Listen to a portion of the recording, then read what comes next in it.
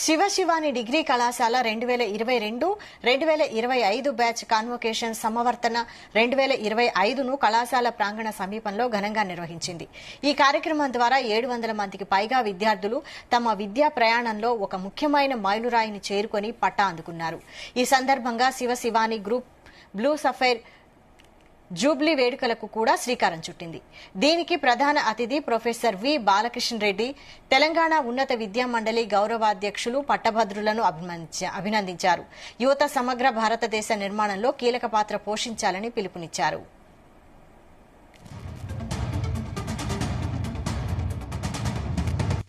Students కు సందేశం ఏంటంటే ఇప్పుడు ఈ యొక్క ప్రపంచంలో మారుతున్న ప్రపంచంలో భారతదేశం యొక్క పాత్ర చాలా ఉండబోతుంది. అందులో యూత్ మన ఏంటంటే భారతదేశం యూత్ కంట్రీ అంటారు. ప్రపంచంలో ఎక్కడ లేని సంపద అంటే ఈ హ్యూమన్ రిసోర్స్ మన దగ్గర ఉంది. అదేంటంటే మానవ వనరులు.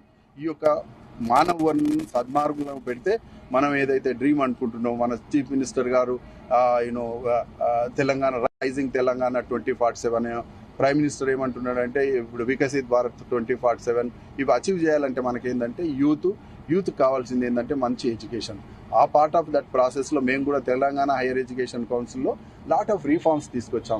గత 10 నెలల నుంచి మీరు చూస్తున్నారు కదా, సిలబస్ చేంజ్ చేయడము, ఆ సిలబస్ ఇండస్ట్రీ కనెక్ట్ ఉండడము, తర్వాత వాళ్ళకు ఈరోజు మనం పోటీ ప్రపంచంలో ఉన్నాం. ప్రపంచంతో పోటీ, మన పోటీ ఏంటంటే అందుకొరకు విద్యార్థులను ఈ యొక్క పోటీ ప్రపంచంలో పోటీని ఎదుర్కొనేటువంటి సత్తాను మనం చేస్తే నిజంగా కూడా భారతదేశానికి చాలా ఆపర్చునిటీస్ ఉన్నాయండి.